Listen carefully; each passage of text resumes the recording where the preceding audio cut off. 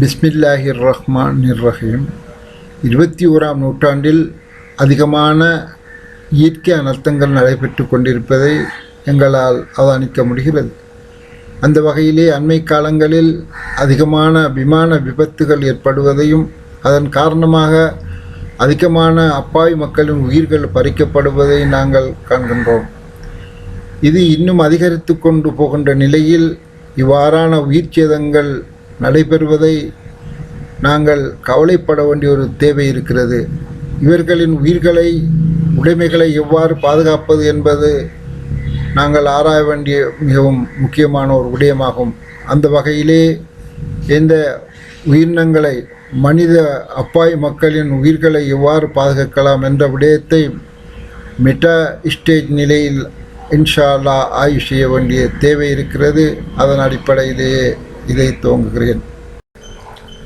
இந்த இயற்கை அனர்த்தமான விமான விபத்துக்களிலிருந்து மக்களின் உயிர்களை காப்பாற்றுவது எவ்வாறு என்ற பிரச்சனை தீர்ப்பதற்காக வேண்டி அல் குர்ஆனின் பக்கம் எமது கவனத்தை செலுத்துவோம்.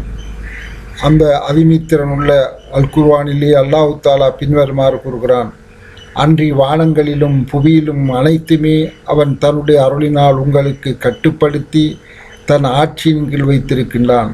கவனித்து ஆராயும் மக்களுக்கு நிச்சயமாக இது படிப்பினை இருக்கிறது என்று கூறுகிறான். மேலும் அல்லாஹ் தஆலா கூறுவதாவது: சூரியன் சந்திரனை அணுக முடியாது, இரவு பகலை முந்த முடியாது, இவ்வாறு ஒவ்வொன்றும் தன்னுடைய வட்டவரைக்குள் நீந்தி செல்கின்றன. மேலும் அல்லாஹ் தஆலா கூறுவதாவது: இறக்கைகளை விரித்து கொண்டும் மடித்து கொண்டும் அவர்களுக்கு மேல் ஆகாயத்தில் பறக்கும் பறவைகளை இவர்கள் பார்க்கவில்லையா?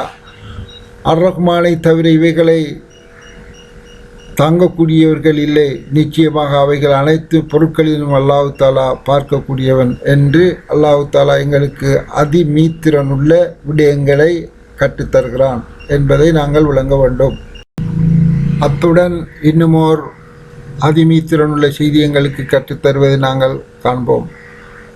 அவனால் தான் வானங்கள் பூமிகள் படைக்கப்பட்டிருப்பதிலும் இரவு பகல் மாறி மாறி வருவதிலும் மனிதர்களுக்கு பயன் தருவனவற்றை கொண்டு செல்லும் கப்பலிலும் கவனித்து சிந்தித்து ஆராயும் மக்களுக்கு பல அத்தாட்சிகள் இருக்கின்றன என்று கூறுகிறான்.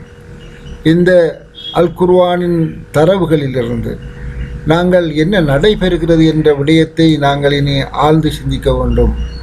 இங்கே அல்லாஹ் தஆலா பூமியை படைத்திருப்பதன் சிந்திப்பதன் மூலமாக அவை மிதந்து கொண்டிருக்கின்றது என்று கூறுகிறான், நீந்துகின்றது என்று.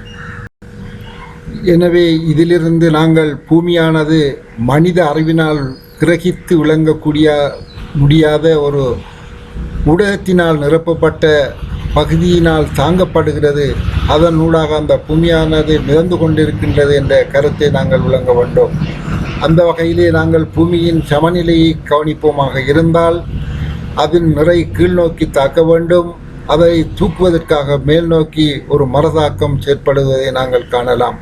அவ்வாறு தான் கப்பலில் நாங்கள் அவதானிப்போமாக இருந்தால் கடலில் செல்லும் கப்பலிலும் ஒரு அத்தாட்சிகள் இருக்கின்றன என்று கூறுவதனூடாக அந்த கப்பலானது அதன் நிறை நீருக்கு கீழே தள்ளும். அதன் காரணமாக நீரானது அந்த கப்பலை மேல் நோக்கி தள்ளும். இவ்வாறு தான் எங்களது அந்த மேலும் அல்லாஹ் தஆலா கூறுகிறான்: பறவைகளை நீங்கள் சிந்திக்கவில்லையா? பறவைகளை நாங்கள் அல்லவா தூக்கி பிடித்து கொண்டிருக்கின்றோம் என்ற வசனத்திலிருந்து பறவையின் நிறை கீழ்நோக்கி தள்ளும். அதை சமநிலைப்படுத்துவதற்காக வல்ல ரஹ்மான் மேல் நோக்கி ஒரு விஷயை பயன்படுத்துகிறான் என்பதை நாங்கள் விளங்க வேண்டும். இதன் அடிப்படையிலே தான் அண்மை காலங்களிலே சர்வதேச வானிலை மையமானது வான் மண்டலத்திலே ஒரு குறிப்பிட்ட தூரத்திலே மிதந்து கொண்டிருக்கின்றது. அதிலே இருக்கின்ற மனிதர்கள் அவர்களும் மேலே படத்தில் காட்டியவாறு தாங்கப்பட்டு சமநிலையில் இருக்கின்றார்கள். எனவே இவ்வாறு ஒழுங்குபடுத்தப்பட்டு உலக அமைப்பானது எங்களுக்கு அல்லாஹ் தஆலா மனித வாழ்க்கைக்கு தேவையான முறையிலே அவன் எங்களுக்கு என்னென்ன செய்ய வேண்டும் என்பதை ஒழுங்கான முறையிலே திட்டமிட்டு செயல்படுத்தி கொண்டிருக்கின்றான்.